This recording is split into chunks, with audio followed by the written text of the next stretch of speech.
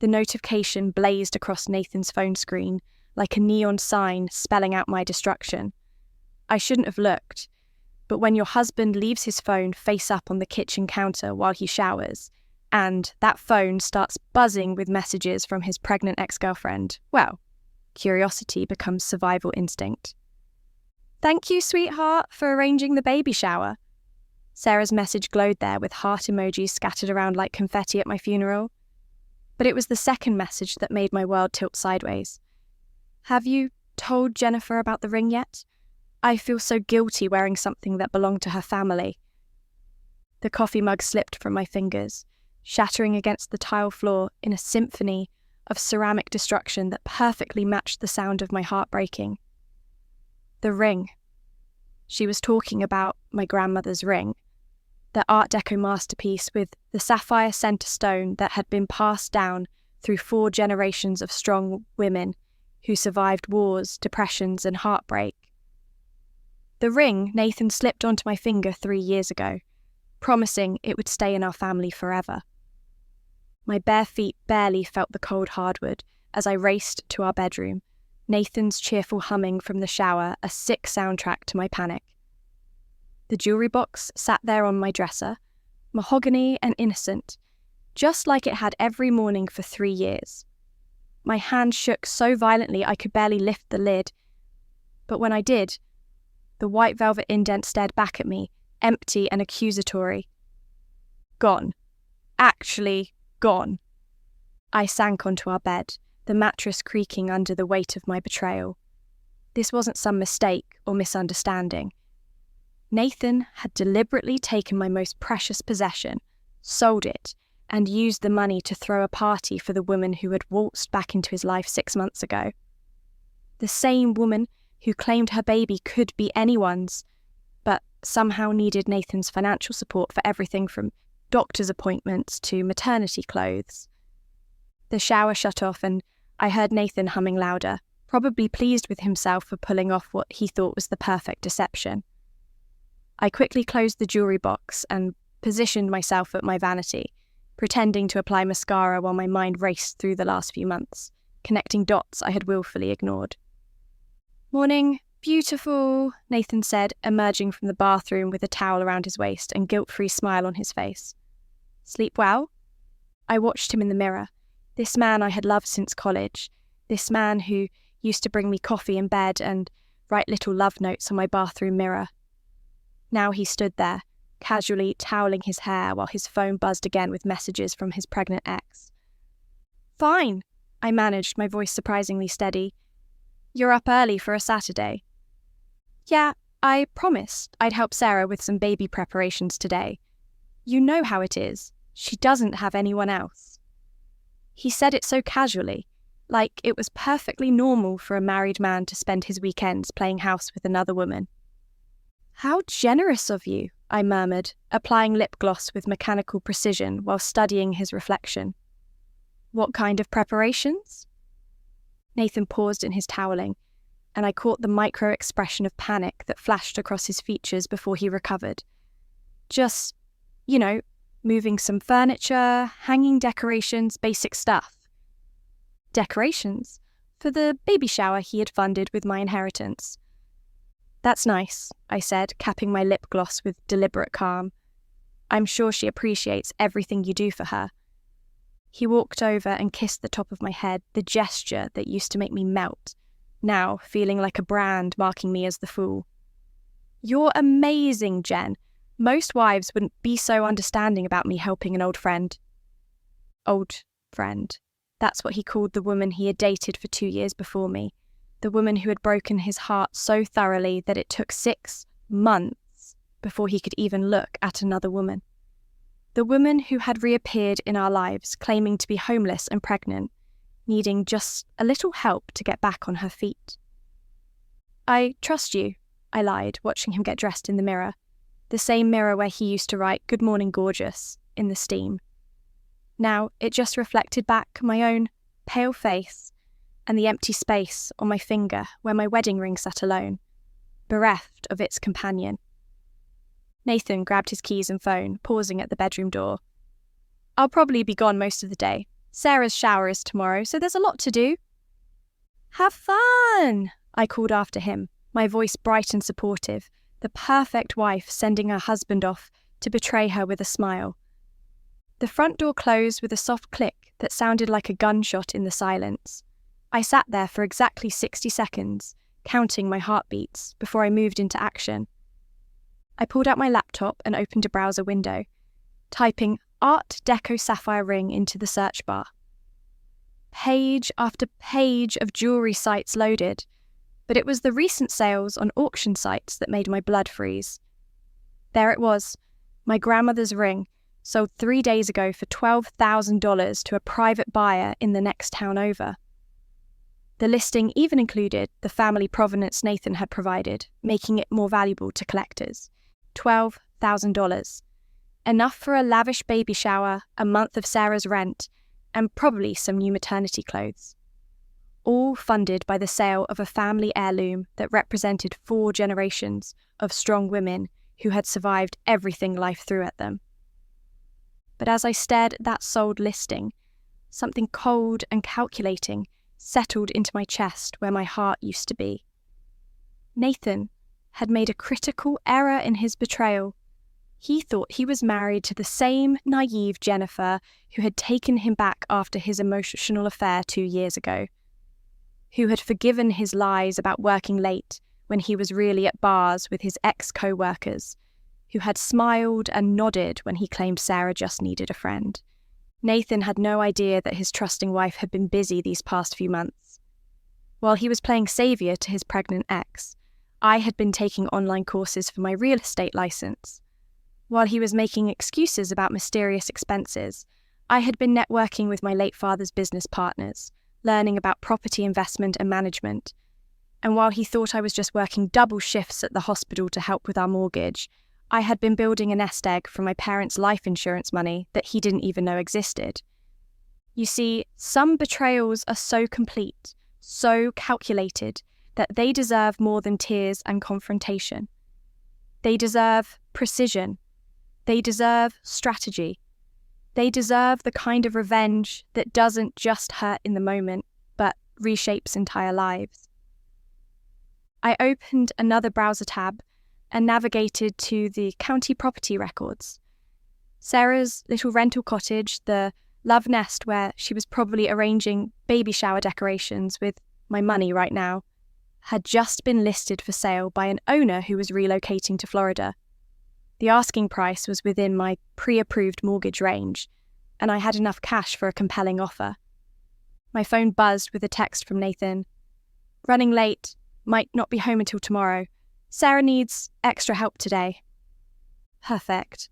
That gave me exactly the time I needed to make some calls and arrange a few meetings. By the time Nathan came home from his ex-girlfriend's baby shower, his wife would have become his new landlord. And that was just the beginning of what I had planned for the couple who thought they could build their happiness on the ashes of my trust. By 9 a.m, I was dressed in my sharpest business suit, the navy one that made me look like I owned half the city instead of just dreaming about it. My first call went to Marcus Wellington, my father's former business partner who had been quietly mentoring me through my real estate studies. Jennifer, sweetheart, what can I do for you? His warm voice carried decades of successful deals and ruthless negotiations. I need to make an offer on a property today, Marcus. Cash offer above asking price with a same-day closing if possible. The pause on his end lasted exactly 3 seconds. What's the address? I rattled off Sarah's cottage address, my voice steady despite the adrenaline coursing through my veins. It's listed at $280,000. I want to offer $320. That's a significant overpay, Jennifer. What aren't you telling me? Marcus had known my father for 30 years. He could smell secrets like a bloodhound. Let's just say it's a strategic investment in my marriage's future. His laugh was sharp and knowing. One of those purchases. I'll call the listing agent immediately. With that kind of offer, we'll have papers signed by noon. While Marcus worked his magic, I drove across town to my bank, where my account manager Nancy looked slightly stunned when I requested a cashier's check for the full purchase amount plus closing costs. "This is quite a large withdrawal, Mrs. Chen," she said, fingers hovering over her keyboard. "Are you sure your husband shouldn't co-sign for something this significant?" "My husband doesn't know about this account," I replied smoothly. "It's from my parents' estate, and I'm making an investment decision. Is there a problem?" Nancy's professional smile never wavered, but I caught the flicker of understanding in her eyes. Another wife making moves her husband knew nothing about. "Of course not. Give me 20 minutes to prepare everything." By 11:30, I was sitting in the law office of Henderson and Associates, signing paperwork while Marcus reviewed every clause with the precision of a surgeon. The seller's agent kept glancing at me like I was some sort of unicorn. A cash buyer willing to overpay and close immediately was apparently rarer than hen's teeth in this market. "The current tenants have a month-to-month lease," the seller's agent mentioned casually. "Woman named Sarah Martinez and her... Well, there's a man there frequently who isn't on the lease. They've been model tenants, though. Pay on time, keep the place clean." Model tenants. If only she knew that one of those model tenants had funded his girlfriend's baby shower with stolen jewellery. "I'll want to meet with the tenants personally," I said, signing another document. "Tomorrow, if possible. As the new owner, I like to establish direct relationships." Marcus shot me a look that said he knew exactly what kind of relationship I planned to establish, but he stayed silent. Smart man. At 12:47 p.m, I became the proud owner of 1247 Maple Street, the little blue cottage where my husband was currently hanging streamers with another woman's money. The irony was so perfect it almost hurt. I drove past the house on my way home, slowing just enough to see Nathan's car in the driveway, alongside Sarah's beat-up Honda. Through the front window, I could see pink and white balloons bobbing near the ceiling, and the shadow of two figures moving round inside, probably arranging chairs and setting up gift tables for tomorrow's celebration. My celebration, funded by my inheritance, in the house I now owned. Back home, I opened a bottle of wine, the expensive Bordeaux Nathan had been saving for our anniversary, and sat down to plan phase 2. I had Sarah's phone number from snooping through Nathan's contacts months ago, back when I was still playing the role of trusting wife.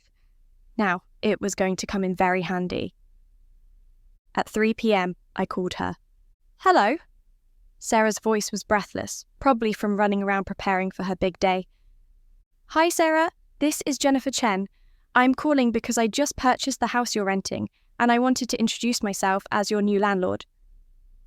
The silence stretched so long I thought the call had dropped. Finally, Sarah's voice came back, small and uncertain. "I'm sorry, what did you say your name was?" "Jennifer Chen, though you might know me better as Jennifer Martinez, Nathan's wife." The sharp intake of breath was audible through the phone. "Jennifer, I can explain about..." "About what, Sarah? About my husband spending his Saturday helping you prepare for your baby shower? About the mysterious expenses he has been covering for you? Or maybe about something else entirely?" "Nathan said you knew he was helping me. He said you were okay with it because I don't have anyone else and the baby..." "Oh, I'm very okay with Nathan helping you," I interrupted, my voice honey-sweet. "In fact, I'm so supportive of your relationship that I decided to make a real investment in your happiness, which is why I'm now your landlord." Another long silence. When Sarah spoke again, her voice was barely a whisper. "What do you want?" "Well, as your new landlord, I think we should meet face to face. How about tomorrow afternoon, after your baby shower, of course? I wouldn't want to interrupt such a special celebration." "Jennifer, please, you don't understand. Nathan and I aren't..." "What I understand, Sarah, is that you're living in my house now. So, we're going to have a nice long chat about boundaries, expectations, and the terms of your continued residence. Shall we say 4 p.m. tomorrow? I hung up before she could respond, then immediately blocked her number. Let her panic. Let her run to Nathan with this news and watch him scramble to explain how his wife had mysteriously become their landlord overnight. My phone rang within minutes. Nathan's ringtone, Our Song by Taylor Swift, which now seemed like a cruel joke. Jen, baby, Sarah just called me crying about some misunderstanding. She thinks you bought her house. No misunderstanding, I said cheerfully. I am now the proud owner of 1247 Maple Street. Congratulations, honey. Your wife is officially your girlfriend's landlord. The sputtering that came through the phone was almost comical. That's impossible. You don't have that kind of money. Our savings account barely has enough for next month's mortgage. Our savings account, yes. But my savings account is quite different. Turns out my parents left me more than you realised, and I've been making some very strategic investments. Jennifer, what the hell is going on?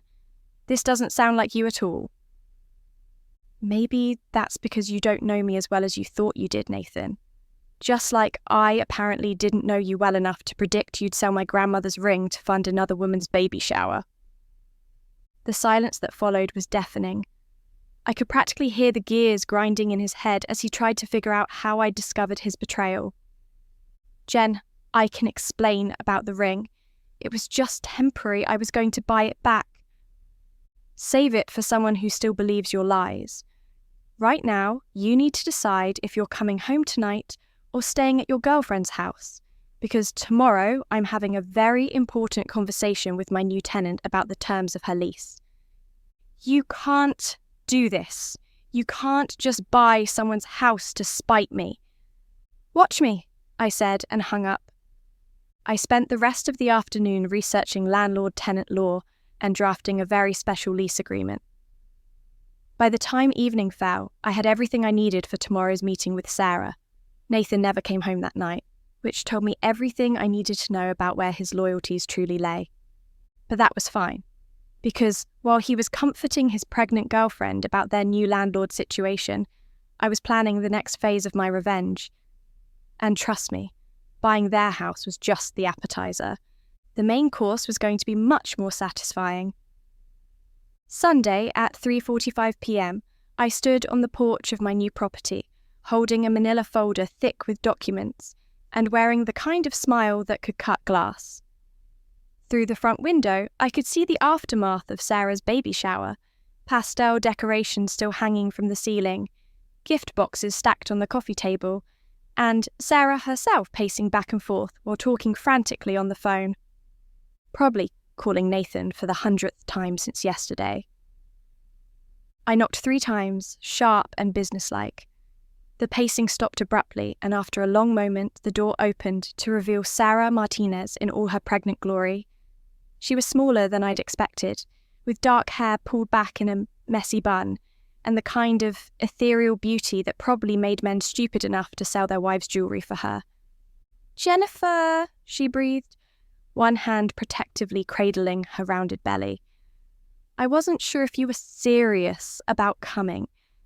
"I'm always serious about business, Sarah. May I come in? We have quite a bit to discuss." She stepped aside reluctantly, and I walked into what was now my property. The living room was exactly as I'd imagined. Cosy, feminine, with soft throws and fresh flowers that screamed, perfect girlfriend material. Pink baby shower decorations created a festive atmosphere that made my arrival feel particularly intrusive. Perfect. "Congratulations on the shower," I said, settling into the armchair that gave me the best view of the room. "I hope you got everything you needed for the baby." Sarah perched on the edge of the couch like a bird ready to take flight. "Jennifer, I need you to know that Nathan and I aren't having an affair. I know how this looks, but—" "Oh, sweetie," I interrupted, opening my folder and pulling out the first document. "I'm not here about your relationship with my husband. I'm here as your landlord."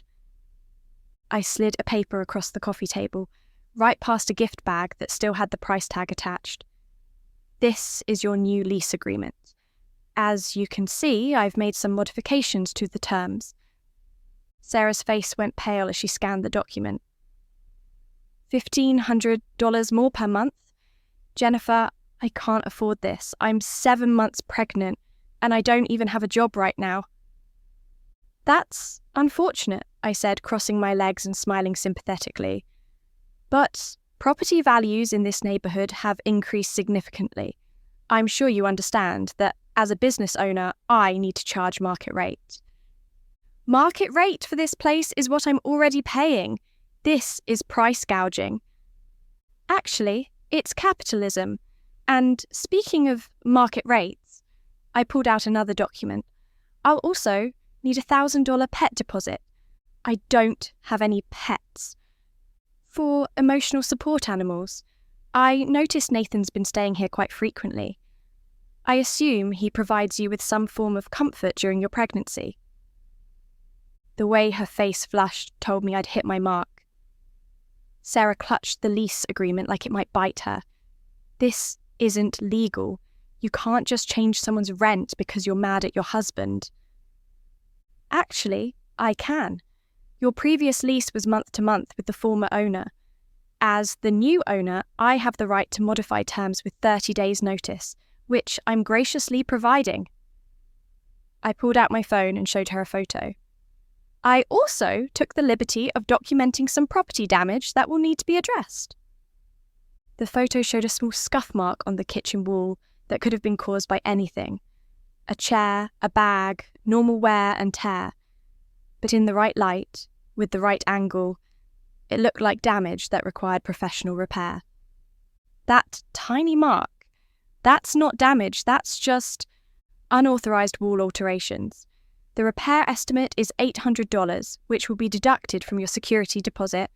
Unfortunately, that leaves you short, so I'll need an additional deposit of $500. Sarah's eyes filled with tears, and for a moment I almost felt sorry for her. Almost. Then I remembered the image of my empty jewellery box, and the feeling hardened back into cold satisfaction. I don't understand why you're doing this, she whispered. If you're angry about Nathan helping me, I can tell him to stay away. I never asked him to get involved in my life. Didn't you? I pulled out my final document, printouts of text messages I'd recovered from Nathan's phone using our shared cloud account. Because these messages tell a very different story. I read from the top message, Nathan, I'm so scared about doing this alone. I don't know how I'm going to manage without someone strong to lean on. I looked up at Sarah's stricken face. You always made me feel so safe when we were together. Those messages were from months ago, when I first found out I was pregnant and didn't know what to do. And this one from last week. I keep thinking about what it would have been like if we'd made different choices. If you hadn't let me go. I set the papers down gently. Very touching, Sarah. Really tugs at the heartstrings. You're taking those completely out of context. I was emotional. I was scared. And this one is particularly interesting. I pulled out the final message, the one that had taken me 3 days to find buried in their chat history. I saw the perfect ring at the antique shop downtown. It reminded me of the one your grandmother used to wear. Wouldn't it be romantic if someday? Sarah's face went white as fresh snow. How did you... Nathan said he deleted all of those? Nathan says a lot of things, but digital footprints are forever, sweetheart. I leaned forward, dropping my voice to barely above a whisper. You didn't just accidentally end up wearing my grandmother's ring, Sarah. You specifically told him about seeing a similar one and how romantic it would be. You planted the seed. That's not... I never meant for him to actually... You manipulated my husband into stealing from his own wife to buy you jewellery, and now you're sitting here pretending to be the innocent victim. I stood up, smoothing down my skirt with deliberate calm. So, let's drop the act, shall we? Sarah burst into tears, ugly sobs that shook her whole body. Fine. Yes, I wanted him back. I've regretted breaking up with him every day since college, and when I found out I was pregnant, I thought maybe if he remembered what we used to have. So you came crawling back to my husband, pregnant with another man's baby, and convinced him to destroy his marriage for you? I never told him to sell your ring. When I saw it, I just mentioned how beautiful it was, how it looked like something that should stay in a family forever. I thought he might give it to me someday if... She trailed off, realizing how that sounded. If you could convince him to leave me. Sarah nodded miserably, mascara streaming down her cheeks. But I never thought he'd actually steal from you.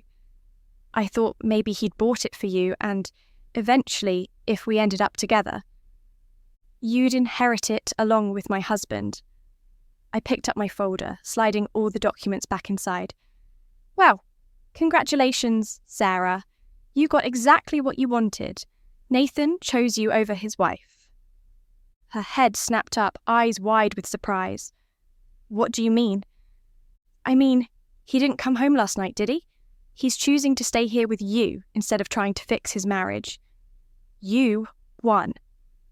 I moved toward the door, then paused and looked back. Of course, winning Nathan also means dealing with me as your landlord. And I should mention, I've decided to convert this property to month-to-month leases only. Much more flexible for everyone involved. Jennifer, please. I'll move out. I'll disappear from both your lives, I promise. Oh no, sweetie, you're not going anywhere. My smile was sharp enough to cut diamond. See, I realised something yesterday. The best revenge isn't making you leave. It's making sure you stay exactly where I want you, under terms I control, paying me rent with money you can't afford. I opened the front door, then turned back one final time. The new lease takes effect in 30 days. Have Nathan help you figure out how to cover the increase. I'm sure he'll think of something to sell. As I walked down the porch steps, I could hear Sarah's renewed sobbing through the closed door. My phone buzzed with a text from Nathan. We need to talk. This has gone too far. But Nathan had no idea how far I was willing to go. Because while he thought this was about jealousy and hurt feelings, I was playing a much longer game, and the next move was going to checkmate both of them in ways they never saw coming. After all, I hadn't just bought their house, I'd bought their future, their security, and their peace of mind, and I was just getting started. 3 weeks later, I was sitting in my lawyer's office, signing the final documents that would make my victory complete, when my phone rang. The caller ID made my blood freeze. Dr. Patricia Hayes, my OB-GYN. Mrs. Chen, I have your test results. Could you come in today? There's something we need to discuss. My hand trembled as I hung up. The timing couldn't be worse, or perhaps it couldn't be more perfect. Nathan had been calling non-stop since our confrontation, begging for a chance to explain, to make things right. He had no idea that while he'd been playing house with his pregnant ex-girlfriend, his wife had been harbouring a secret that would change everything. 2 hours later, Dr. Hayes delivered the news that shattered my carefully constructed revenge plot into a million pieces. Congratulations, Jennifer, you're 12 weeks pregnant. The words hit me like a physical blow. 12 weeks. That meant conception happened right around the time Sarah had waltzed back into our lives, when Nathan was supposedly working late, but actually helping his old friend get settled. When I was working double shifts, trying to keep our marriage afloat while he was already planning its destruction. Are you sure? I whispered, staring at the ultrasound image of the tiny life growing inside me. Very sure. Based on the measurements, I'd say conception occurred around early February. You probably didn't notice the symptoms because of all the stress you've been under lately. Stress. That was one way to put it. I drove home in a daze, the ultrasound photo burning a hole in my purse. Nathan's car was in the driveway. Apparently, he'd finally decided to come home and face the music. I found him in the kitchen, looking haggard and desperate, with divorce papers spread across the table. Jen, thank God you're home. We need to talk about all this madness. The house, the lease, what you're doing to Sarah. It has to stop. I looked at this man, my husband, the father of the child I was carrying, and felt something crack inside my chest. You're right, Nathan. It does have to stop. He sagged with relief. I knew you'd come to your senses. Sarah told me what you said to her, about the messages and the ring. I know I messed up, but we can fix this. We can get your grandmother's ring back. We can... Sit down, Nathan. Something in my tone made him freeze.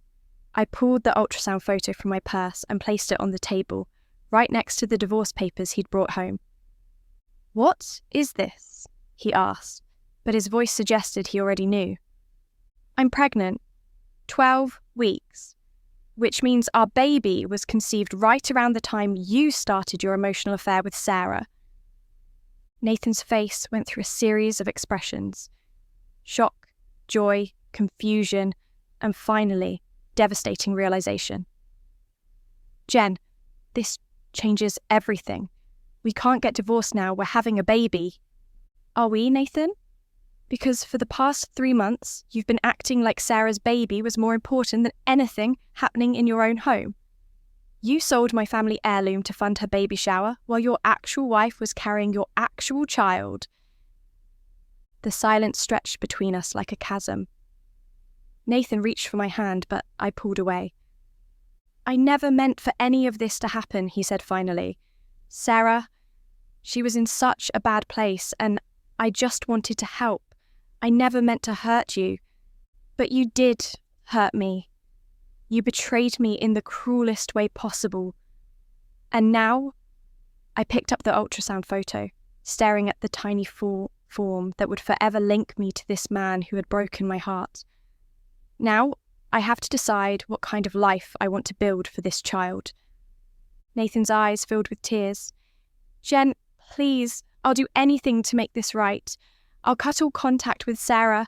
I'll get your ring back. You'll what? Sell something else when she calls crying about needing help? Fall for her manipulation again the next time she bats her eyelashes and talks about the past? No, I swear, I'm done with all that. You and the baby are my priority now. I studied his face, searching for any sign of the man I'd fallen in love with in college. All I saw was desperation and guilt. The funny thing is, Nathan, I actually believe you mean that right now. But what happens in 6 months when Sarah needs help with her baby? What happens when she's struggling as a single mom and calls you for support? I won't answer. I'll block her number. You'll cave, because that's who you are. You're the man who can't say no to a woman in distress, even when helping her destroys your own family. I stood up and walked to the window, looking out at the neighbourhood where I'd planned to raise children with this man. Do you want to know the really twisted part of all this, Nathan? He nodded miserably. When I bought Sarah's house, I wasn't just planning to torment her with high rent and impossible lease terms. I was planning to evict her eventually, to make her life so miserable that she'd have no choice but to leave town and take her manipulation tactics with her. That's actually not a bad plan, Nathan said quietly, except now I'm pregnant, and Sarah's baby will be born just 2 months before ours. Our children are going to grow up in the same small town, probably go to the same schools. I can't just make her disappear anymore.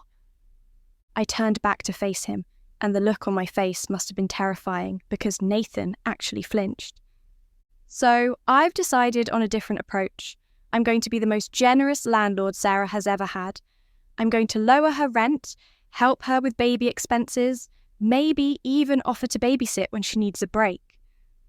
What? Jen, that doesn't make any sense. After everything she did, it makes perfect sense because I'm going to be so helpful, so supportive, so involved in her life that she'll never be able to forget that every kindness comes from the woman whose marriage she helped destroy. Every time she looks at her child's clothes that I bought, every time she pays the reduced rent I'm charging, every time she needs help and I'm the one who provides it, she'll remember what she cost me. Nathan's face had gone pale. That's psychological torture. That's justice. Sarah wanted to play the role of the helpless single mother who steals other women's husbands? Fine. I'll help her play that role perfectly, but she'll play it under my terms, with my support, forever indebted to the woman she betrayed.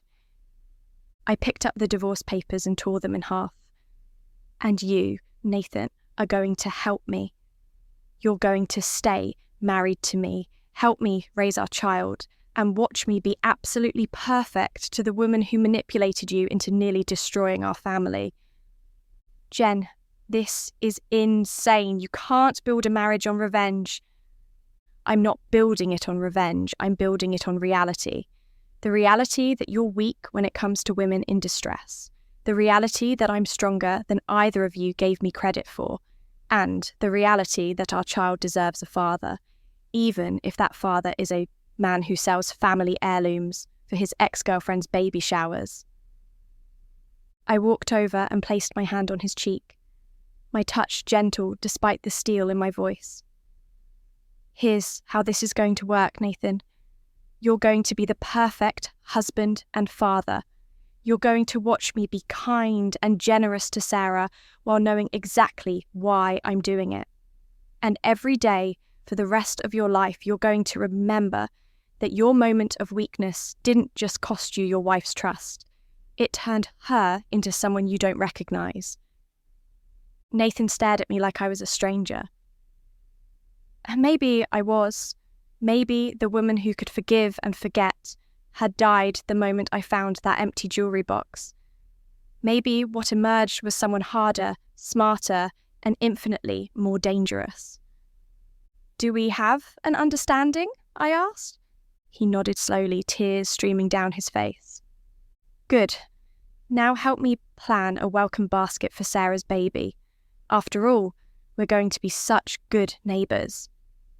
As Nathan stumbled toward the kitchen to start making lists, I placed my hand on my still flat stomach and smiled. My child would grow up watching their mother handle betrayal with grace and strategy. They'd learn that sometimes the best revenge isn't destruction, it's control. And I was about to control everything.